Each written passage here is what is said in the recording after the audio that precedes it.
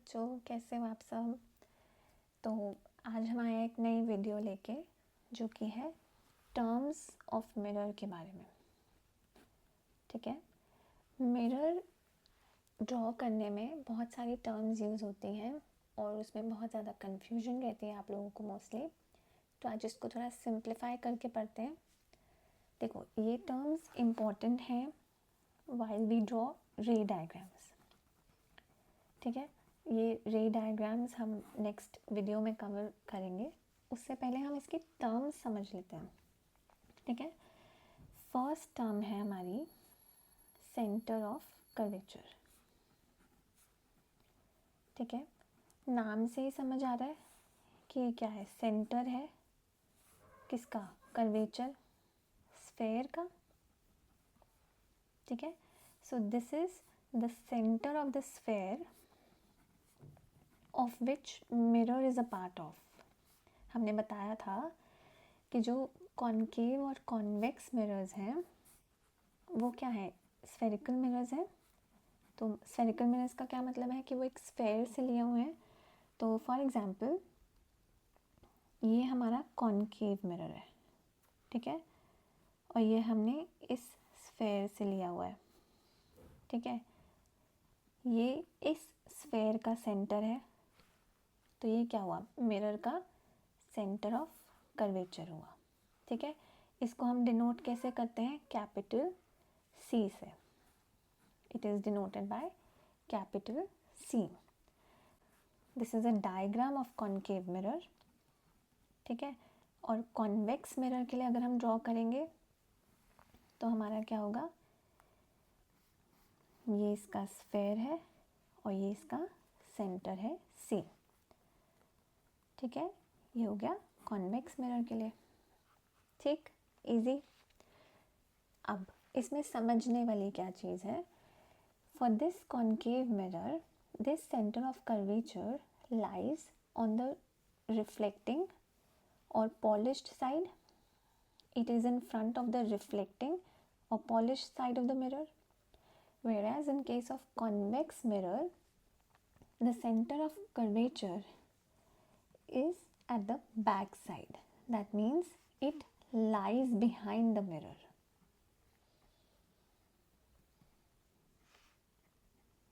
ठीक है, ये जैसे ही डायग्राम आप ड्रॉ करोगे आपको खुद ही समझ में आ जाएगा। ये मिरर की बैक साइड है, यहाँ पर सेंटर ऑफ कर्वेचर है, that means it lies behind the mirror, and this center of curvature lies in front of the mirror.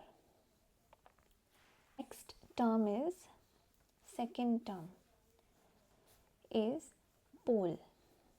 ठीक है, pole क्या होता है, it is the center of the mirror, center of the surface of mirror. ठीक है, जैसे ये हमारा है कॉनकेव मिरर,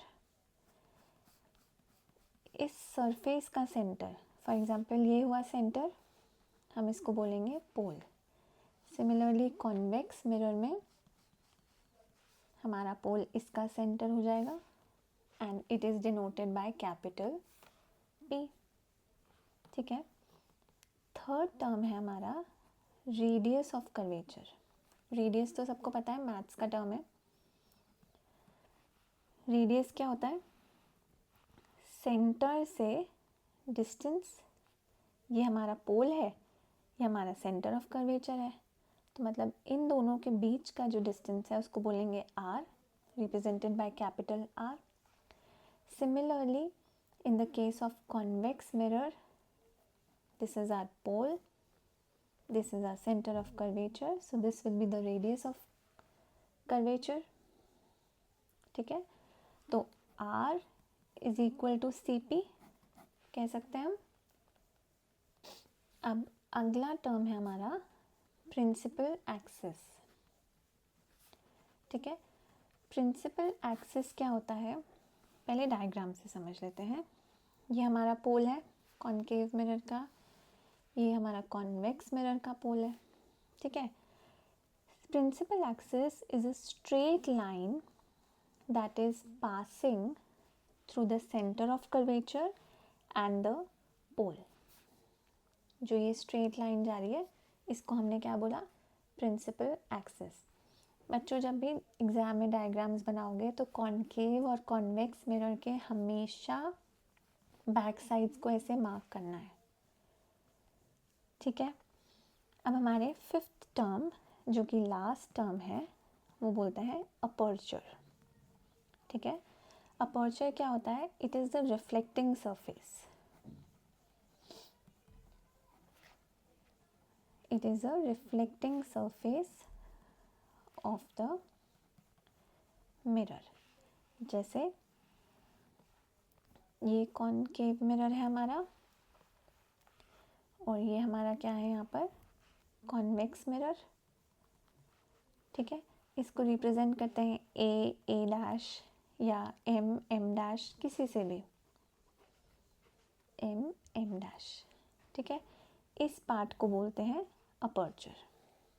अब हमने टर्म्स अच्छे से समझ ली तो अब हमें आगे इमेज फॉर्मेशन में प्रॉब्लम नहीं आएगी। अब अगली वीडियो में हम पढ़ेंगे इमेज कैसे फॉर्म होती हैं तीनों टाइप के मिरर्स में, plane mirror, concave mirror and convex mirrors में, ठीक है। तो टिल देन स्टडी वेल, मिलते हैं नेक्स्ट वीडियो में।